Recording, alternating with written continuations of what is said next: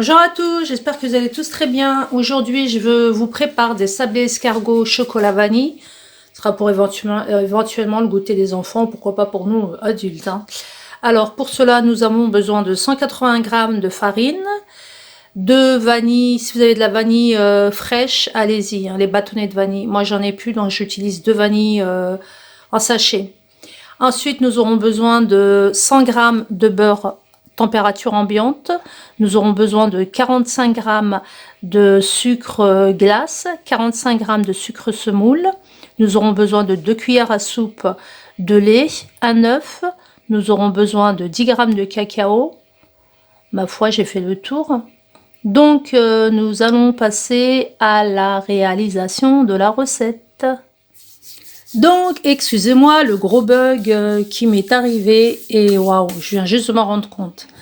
Donc, j'ai pas les premières étapes de ma recette n'ont pas été filmées. Donc, je vous explique. Là, j'en suis à l'étape de la farine. Alors, j'ai pris mes deux sucres, j'ai mélangé les deux sucres, sucre glace et sucre semoule. Ensuite, j'ai ajouté mon beurre bien ramolli. J'ai bien mélangé avec la maryse. Ça va beaucoup plus vite. Donc mon beurre. Ensuite, j'ai ajouté mon œuf. J'ai bien malaxé tout ça pour obtenir une texture bien crémeuse. Et là, à ce moment-là, j'y ajoute ma farine dans laquelle j'ai incorporé au préalable les deux vanilles en sachet. Mais si vous avez des bâtonnets de vanille, c'est encore mieux. Voilà, donc là je mélange pour obtenir une belle boule qu'on va diviser par la suite en deux. Et dans une des deux boules, je vais ajouter le cacao. Donc je vous retrouve. En espérant que cette fois-ci c'est bon. Désolée pour ce petit aparté. Voilà, là j'ai obtenu une belle boule. Donc je la divise en deux. On va essayer de diviser en deux parts égales. Vous pouvez les peser, hein. Je pense que c'est bon. Ouais. Moi, ça a vue d'œil.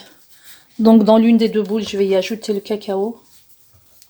Cacao amer, hein, parce qu'il y a déjà le sucre. Donc, je prends cette boule, j'ajoute le cacao.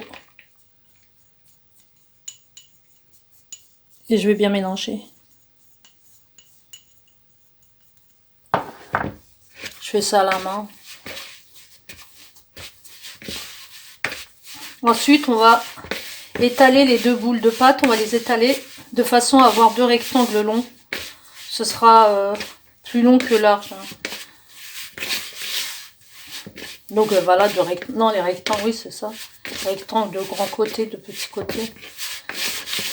Donc voilà, j'ai divisé mes deux pâtes. Donc il y a la pâte cacao et la pâte blanche. Donc vous prenez votre pâte blanche. Et là, on va essayer de... J'ai pris un papier cuisson, hein, pour étaler. Vous inquiétez pas, cette pâte-là, on va la récupérer ensuite pour... ce sera pas du gâchis. On va la récupérer pour cuire nos sablés. Donc là, on va essayer d'obtenir un grand rectangle.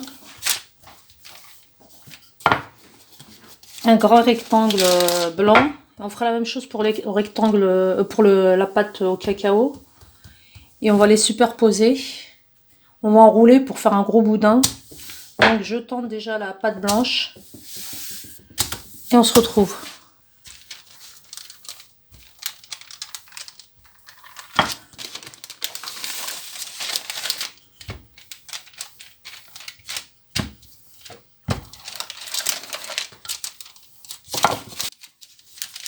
Regardez, j'ai trouvé l'astuce pour avoir une bande bien régulière. Donc vous rabattez un côté du papier cuisson, vous rabattez l'autre. Vous voyez, c'est régulier, c'est super bien, voilà.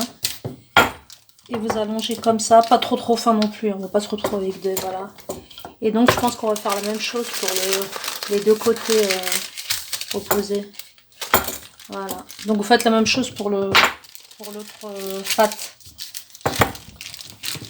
Donc voilà, j'ai essayé d'étaler tant bien que mal mes deux boules en rectangles égaux. Donc là, on va badigeonner avec les 2 cuillères à soupe de lait. Moi, vous voyez, oui. Donc avec les 2 cuillères à soupe de lait, on va badigeonner. On vient badigeonner le rectangle blanc. Et voilà, vous faites ça sur toute la surface du rectangle. Et vous allez disposer au-dessus le rectangle cacao. Et vous allez enrouler avec vous allez vous aider du papier cuisson. Alors vous prenez du papier film plutôt. Du film alimentaire, excusez-moi.